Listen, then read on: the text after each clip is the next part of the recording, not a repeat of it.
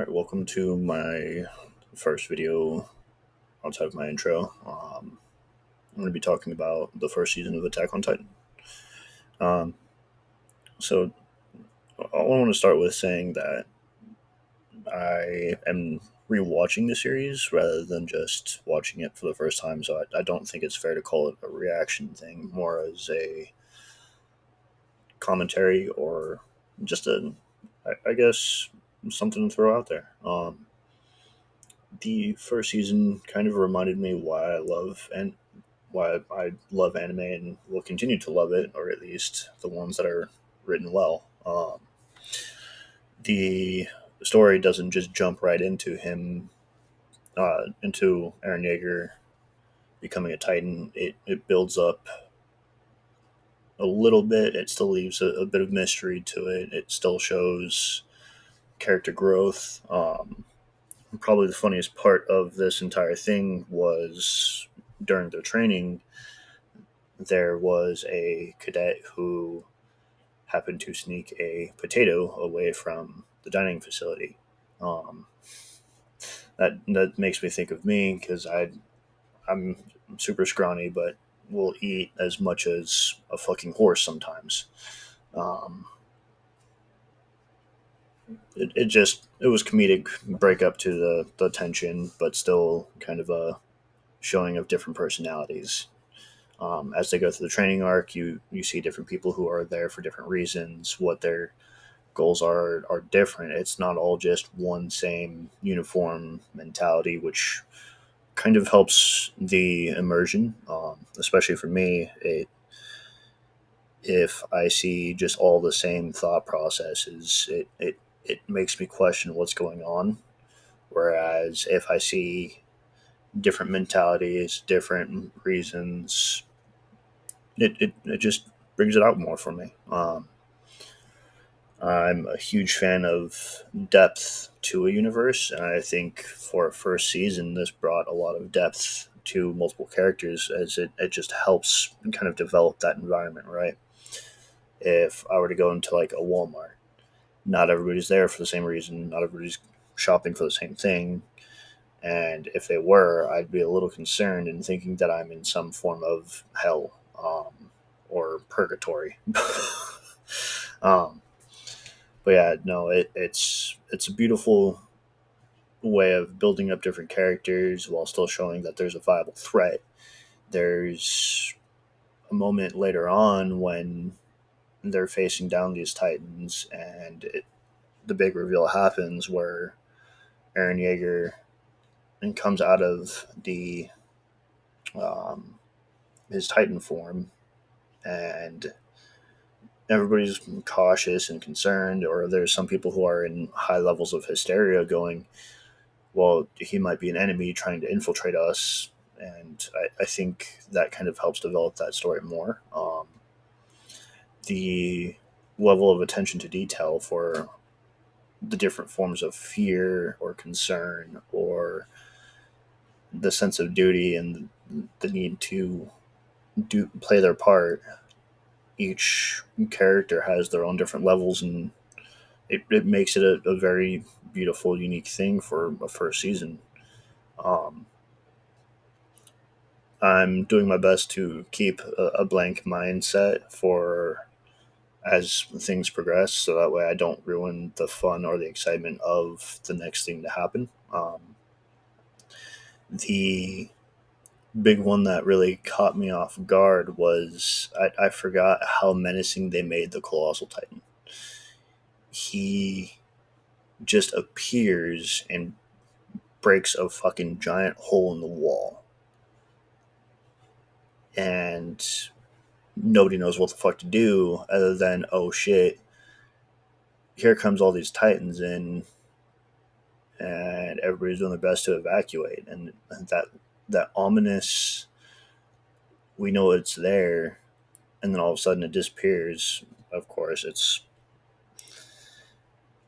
we don't know why it disappears, how it disappears, unless you're familiar with the series ahead of time.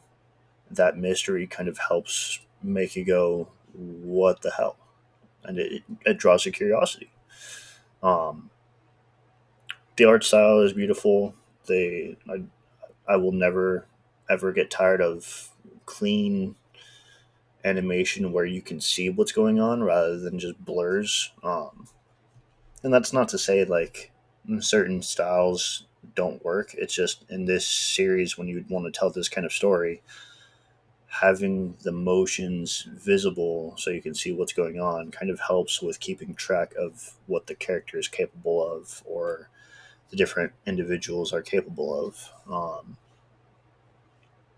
It, it's beautiful, beautiful first season, and I will never forget Potato Girl, even though I don't know her name. I know the moment that she walks out with a potato is the most like funny, outstanding shit, and it breaks that tension in a good way. It doesn't just abruptly ruin everything. Um, because we end up seeing the consequences of her actions too. She has to run an ungodly amount because she left the dining facility with food that she shouldn't have. If I had done that in basic training myself, I would have gotten my ass smoked. We were that's just how it is. That level of discipline is there. Um,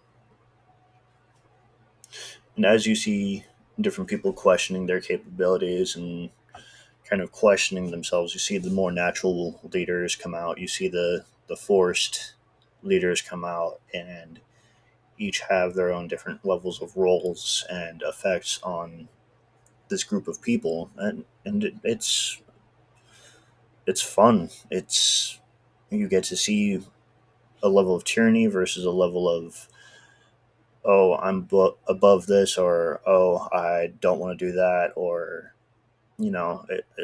it makes it realistic in a way that sure you have these giant freaking humanoids and these giant walls that holy fucking shit are you'd think damn near indestructible with how big and how much they get talked up, but then when you see that collapse in reality from the colossal titan, it helps make this a standout kind of thing.